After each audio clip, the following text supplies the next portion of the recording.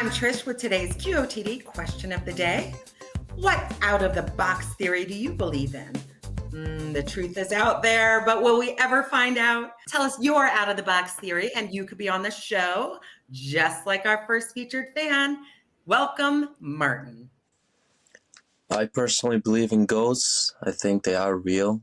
You can call them ghosts, energies, or spirits, or whatever, but I think they do exist. They are among us, and that there are good ones and bad ones.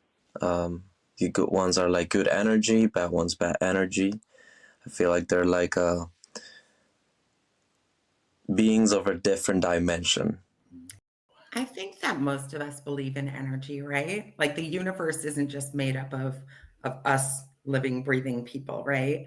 I think there's always something alive. There's something in the air, and there's something that you can get kind of mojo or juju from, however you want to look at it. I do wonder how one gets assigned as a good ghost versus a bad ghost. Like, is there an application process? Do you get to pick, or like, does somebody tell you, hey, sorry you're dead, but you got to go haunt people for the rest of eternity?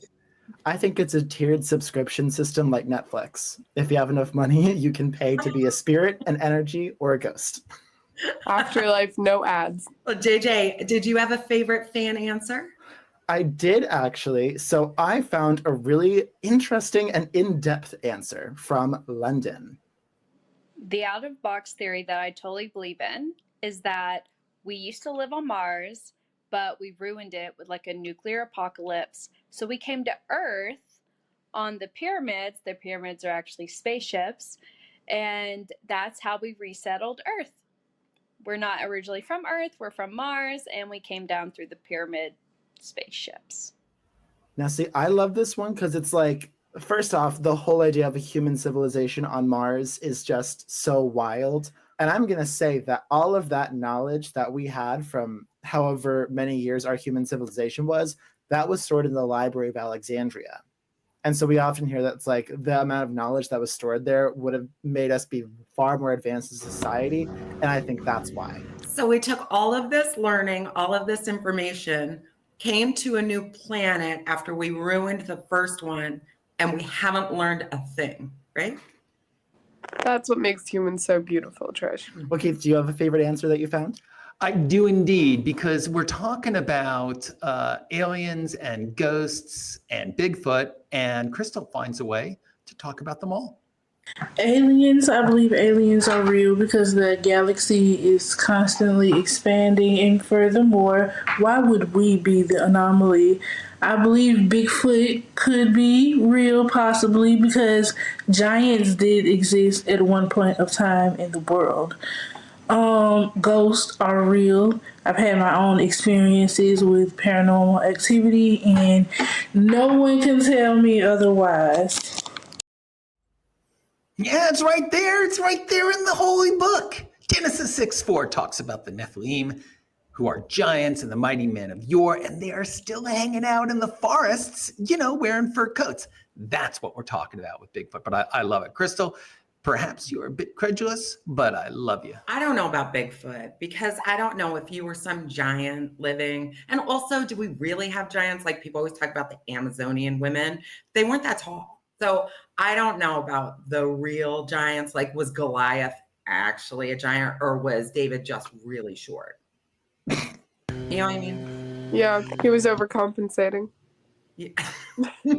Reed, do you have any favorites? I do. I have an answer from Brianna that I think we should all see. There's like an underworld, Atlantis. I've also heard some things about the North Pole, but just sticking with Atlantis, I think there's some truth to the fact that maybe we used to be water people. I don't know. That doesn't sound too crazy. But I definitely think that once upon a time, maybe everyone lived underwater. I like that she goes, I have some stuff about the North Pole, but we're going to save that for later. But I do love this answer because I agree the ocean is so largely unexplored by humans. I mean, who's to say there's not? It's the same way it's like there could be aliens out in space. There could be fish people, I guess, right under our own ocean. Yeah, I did know a guy named Gil.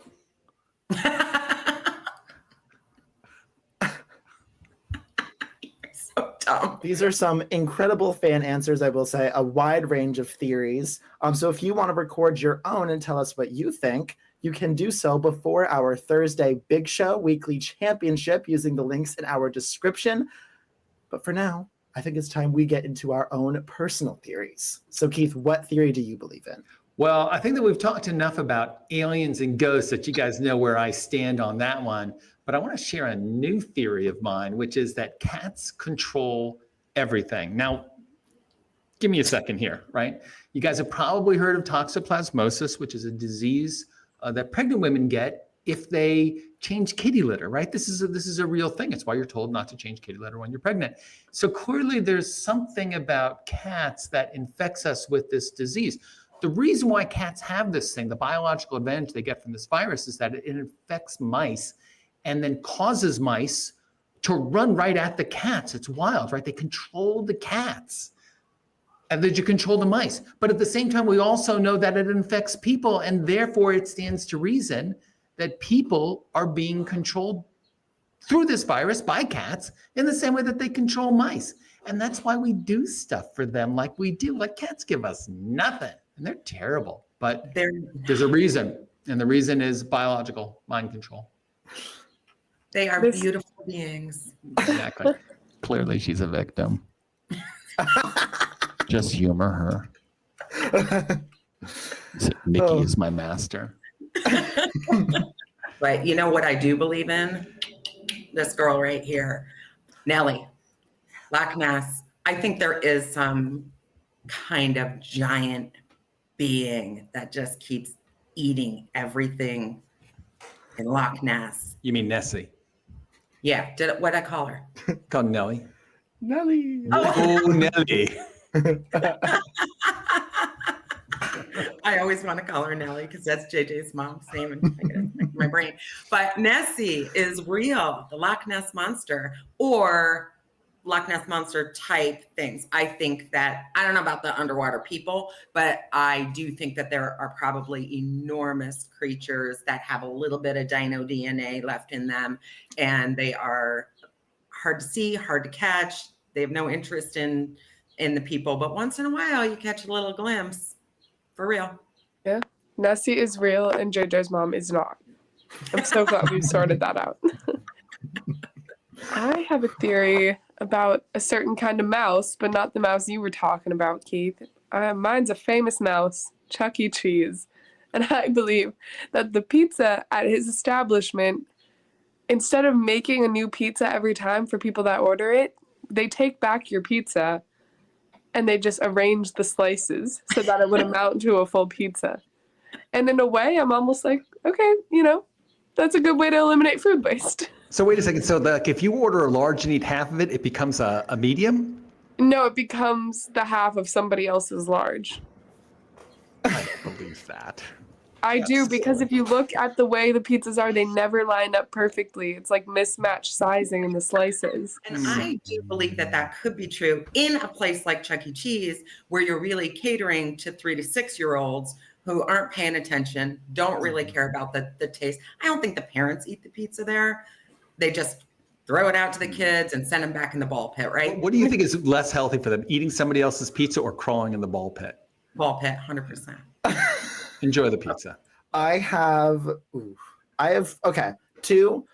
One is that there are too many celebrities that look like people from like the Civil War era, even Revolutionary War era. I think that celebrities can time travel. Like, there's that portrait of Greta Thunberg's doppelganger, Keanu Reeves' doppelganger. So I think there are just too many coincidences to like have time travel not be real. And then also I think that we live in a simulation. Everyone is like their own person. I don't think it's like a Truman Show type thing where it's like everyone's in on the simulation. But I think like the whole universe is like this programming project's like computer simulation by this alien, and the alien's getting like a C+ on it maybe. I mean, I like The Sims, so I'm down with it. Yeah, as long as no one like traps me in a pool or like sends me to the Grim Reaper or anything, I guess that we're good. You can record your answer to today's question or any of this week's other questions using the links in the description, and make sure you subscribe to us on YouTube so you can get notified about new daily questions. Thanks everyone for joining us, and a very special thank you to our subscribers and to everyone who's watched, voted, and recorded so far this week. Remember, guys, the top voted answers make it on the air for a Thursday Big Show, so make sure to record and vote at beyondtheair.com for your chance to join us. You can also play our amazing Guess and Big game. That was totally a ghost knocking right there. I just know it. I know. So if you love today's question, or maybe you just love aliens, giants, and ghosts, please say thank you by clicking like or record or subscribing, or maybe even clicking the thanks button. If you do, we'll give you a shout out on the air. Yes, that's our subliminal message to you. Well, we are QOTD and Beyond the Air signing off, and we'll see you on TV in the simulation. Bye, everyone. If you're real, we hope that you're watching.